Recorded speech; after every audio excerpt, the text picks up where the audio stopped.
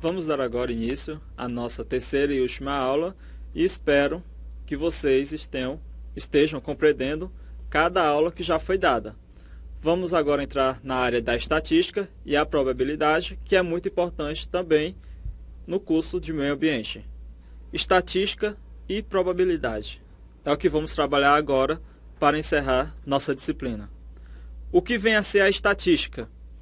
A estatística está presente em todas as áreas da ciência que envolvam um planejamento do experimento, a construção de modelos, a coleta, o processamento e análise de dados e sua consequente transformação em informação, para postular, refutar ou validar hipóteses científicas sobre um fenômeno observável. Dessa forma, a estatística pode ser pensada como uma ciência de aprendizagem a partir de dados. Os métodos estatísticos foram desenvolvidos ao longo do século XX como uma mistura de ciência, tecnologia e lógica para a solução e investigação de problemas em várias áreas do conhecimento humano. Estatística nada mais é o conjunto de técnicas que permite organizar, descrever, analisar e interpretar dados oriundos de estudos ou experimentos. O que vocês devem saber aqui? Saber diferenciar a população de amostra. População é um conjunto de pessoas ou objetos que possui características próprias. A população ela pode ser variável quantitativa e uma variável qualitativa. Variável quantitativa são não numéricas, exemplo, sexo, esporte, cor, etc. E a variável qualitativa são valores numéricos, altura, peso, número de irmãos, etc. O que vem a ser a amostra? A amostra é o subconjunto da população, ou seja, é uma parte. Numa cidade inteira, eu quero fazer um experimento, quero fazer um questionário, quero buscar informações, mas é muita gente, vai dar muito trabalho. Eu pego uma amostra, escolho algumas pessoas para fazer essa pesquisa. Agora eu vou ensinar vocês a como que devemos construir tabelas. Frequência ou frequência absoluta. Frequência ou frequência absoluta nada mais é a quantidade de vezes que cada valor é observado em uma amostra. Exemplo, vamos construir a distribuição de frequência para as idades em anos de um grupo de amigos. Temos aí um rol, que é várias idades de várias pessoas. Temos 14 anos, 15 anos, 16 anos, 17 anos.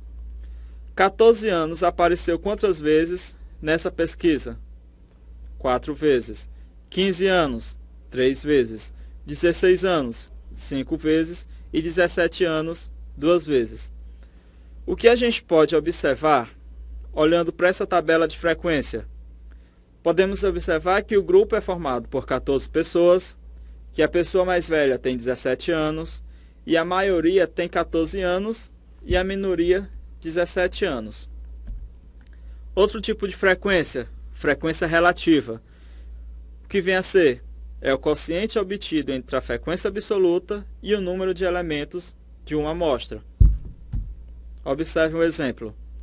Os dados abaixo referem-se ao número de horas gastas por jovens assistindo a programas de TV durante o fim de semana. Aí abaixo você tem uma sequência de horas, 6, 8, 2, 7, 10, 5, 6, 7, 2, 10, 6, 8, por aí vai. Como eu já mostrei para vocês o que vem a ser uma frequência, nada mais é a quantidade de vezes que cada valor é observado em uma amostra. Foi dito no slide anterior. O tempo em horas. 2 horas apareceu quantas vezes? 3. 5 horas, 6 vezes. 6 horas, 5 vezes. 7 horas, 8 vezes. 8 horas, 4 vezes. E 10 horas apareceu 4 vezes. Como eu calculo agora a frequência relativa? Eu vou pegar a frequência, dividir pelo total. Essa amostra aqui é de 30 pessoas. Ou seja, a frequência de 3, eu pego 3 dividido por 30, que dá 0,1, ou seja, 10%. 6 dividido por 30 vai dar um resultado. 5 dividido por 30, outro resultado. Lembrando que a frequência relativa é sempre dada em porcentagem. Continue a tabela aí do exemplo, tá? Outro tipo de frequência, frequência absoluta acumulada e a frequência relativa acumulada. Vejamos, consideremos os salários mensais em reais dos funcionários de uma empresa metalúrgica. Aí embaixo tem os valores que cada um recebe, 580, 700, 620, 1.200. Vamos construir uma tabela com esses 4 tipos de frequências que eu ensinei nos slides anteriores. Observem só. O salário de R$580. Quantos funcionários recebem R$580? 6 funcionários. Ou seja, na pesquisa que foi feita, 6 pessoas responderam 580. 620, 7 pessoas. R$700, 6 pessoas. R$950, 10 pessoas. 1.200, 8 pessoas. E R$2.500, apenas 3 pessoas. A frequência absoluta acumulada, a gente conserva a primeira frequência, ou seja, 6, e soma com a anterior, ou seja, 6 mais 7, 13, 13 mais 6, 9, 19 mais 10, 29, 29 mais 8, 37, e 37 mais 3, 40. 40 foi o total de vezes, total de pessoas entrevistadas. Frequência relativa, que foi o que eu falei para vocês. A gente pega a frequência e divide pelo total. Vai dar um número decimal, multiplicamos por 100 para virar porcentagem. Temos aí 6 dividido por 40, 0,15. Multiplicado por 100, 15%. 7 dividido por 40, 17,5%. 6 dividido por 40, 15%. 10 dividido por 40, 25%. 8 dividido por 40, 20%. E 3 dividido por 40, 7,5%. A frequência relativa acumulada é da mesma forma da frequência absoluta acumulada. Conserva a primeira frequência, que foi 15, e soma com a próxima. 15 mais 17,5 dá 32,5. Preenchemos. 32,5 mais 15, 47,5%.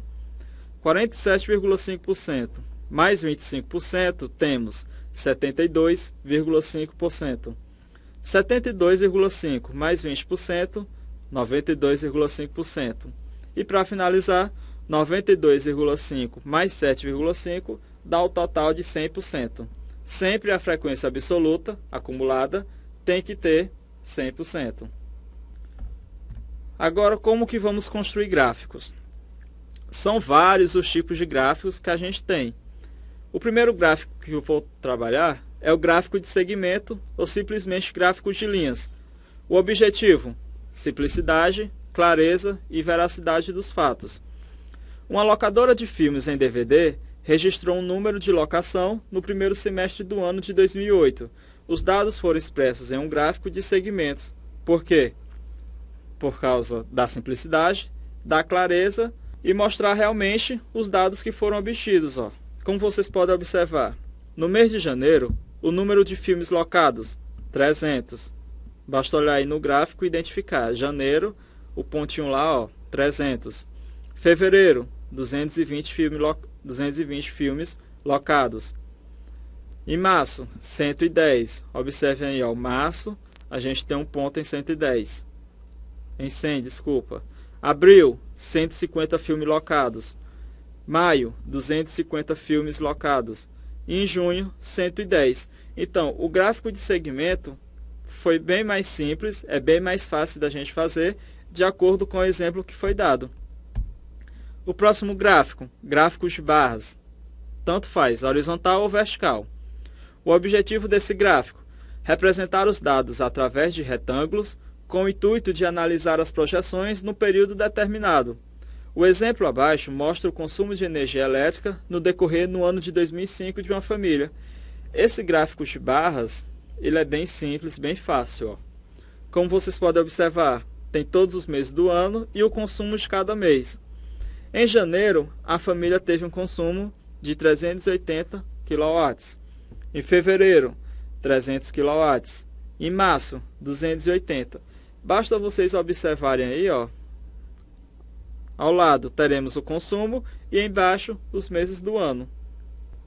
Outro gráfico, gráfico de setores, mais conhecido também como gráfico de pizza. O objetivo, expressar as informações em uma circunferência fracionada. É um gráfico muito usado na demonstração de dados percentuais. O gráfico a seguir mostrará a preferência dos clientes de uma locadora quanto ao gênero dos filmes locados durante a semana. Ficção, a gente tem uma frequência absoluta de 88, aventura 76, comédia 100, terror 60, guerra 56 e outros 20. No total foram locados 400 filmes. Aí do lado já tem um valor da frequência relativa. 22% para a ficção, aventura 19%, 25% para a comédia, 15% terror e a guerra 14%, e outros 5%. A frequência relativa que eu falei para vocês sempre vai ser igual a 100%.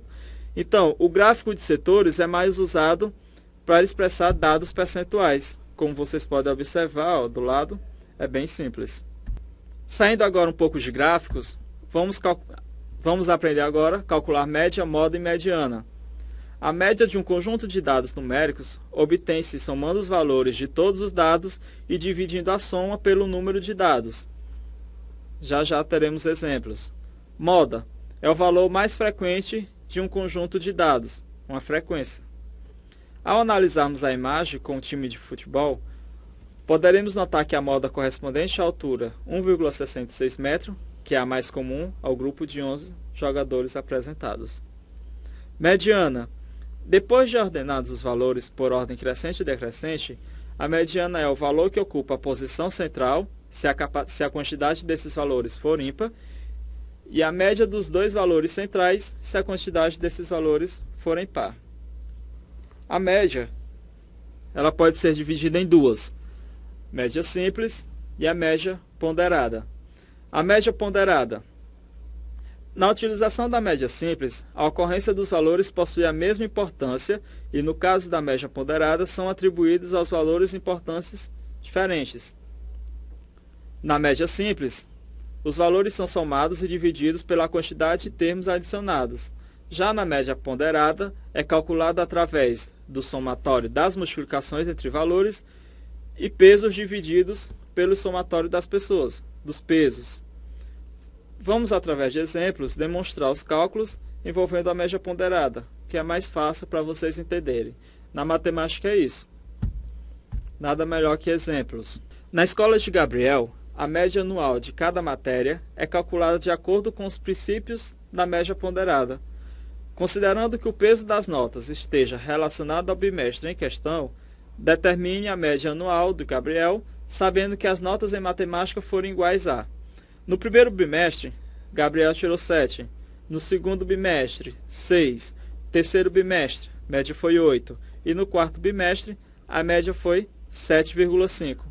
Média ponderada nesse caso, vamos calcular 7, que foi a nota do bimestre, por 1, que foi o primeiro bimestre, mais 6 vezes 2, que é o segundo bimestre, 8 vezes 3, terceiro bimestre, mais 7,5 vezes 4, que é o quarto bimestre. Fazendo a multiplicação, 7 vezes 1, 7, mais 6 vezes 2, 12, mais 8 vezes 3, 24, mais 7,5 vezes 4, 30. Isso tudo dividido pelo peso. O peso, nesse caso, vamos considerar sendo os bimestres, que é igual a 10.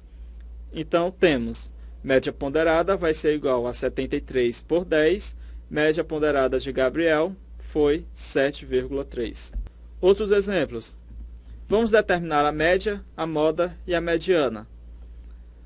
Temos aí uma tabela com os meses do ano e os gastos em reais de uma pessoa.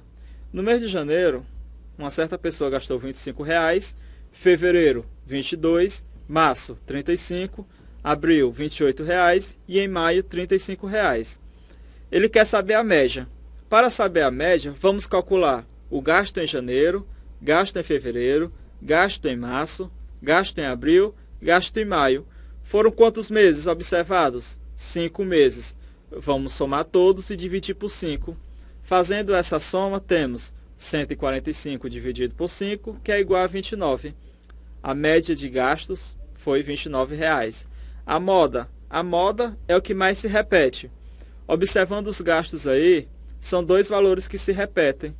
Os gastos do mês de março e os gastos do mês de abril, que é igual a 35. Então, a moda, nesse caso, vai ser R$ 35,00. Mediana. A mediana aqui, como a gente tem valores ímpares, 5 valores, então a mediana é o termo do meio. Sempre colocando em ordem crescente, temos 22, 25, 28, 35 e 35. Como é a média central, mediana é a média central, é igual a 28. Outro exemplo. Na seguinte população, 133, 134, 135, 136, 138, 140, 142 e 145. Não há um valor central. Portanto, a mediana ela é calculada tirando a média dos dois valores centrais. Logo, a posição da mediana é 136 mais 138 dividido por 2. Lembrando que para calcular a mediana, sempre em forma crescente, sempre em ordem crescente. Logo, a posição da mediana, fazendo a divisão, fazendo a soma de 136 mais 138 dividindo por 2, temos igual a mediana sendo igual a 137. Agora vamos falar um pouco de probabilidade, que é o segundo tema da nossa aula de hoje. A história da teoria das probabilidades teve início com os jogos de cartas, dados e de roleta. Esse é o motivo da grande existência de exemplos de jogos de azar no estudo da probabilidade. A teoria da probabilidade permite que se calcule a chance de ocorrência de um número em um experimento aleatório. Experimento aleatório. O que vem a ser esse experimento? É aquele experimento que, quando repetido em iguais condições, podem fornecer resultados diferentes, ou seja, são resultados explicados ao acaso. Quando se fala de tempo e possibilidades de ganho na loteria, a abordagem envolve cálculo de experimento aleatório.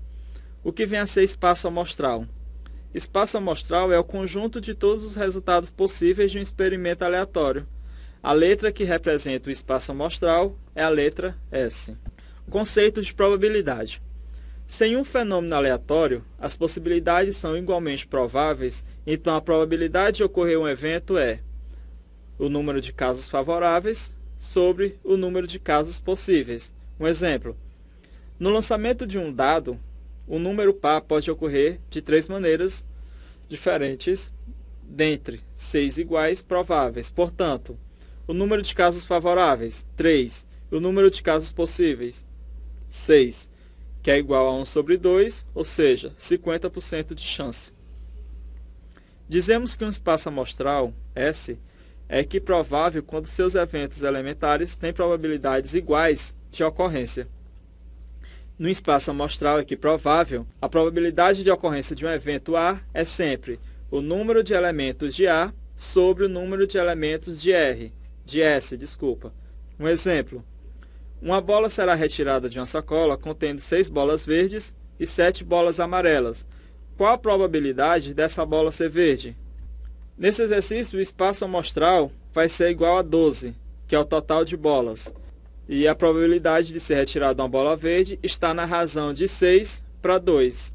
Se ele quisesse saber de bolas amarelas, seria de 7 para 12. Sendo S o espaço amostral e E o evento da retirada de uma bola verde, matematicamente podemos representar a resolução da seguinte forma. A probabilidade desta bola ser verde é de 6 para 12. Com isso, terminamos a nossa terceira aula e o encerramento da disciplina.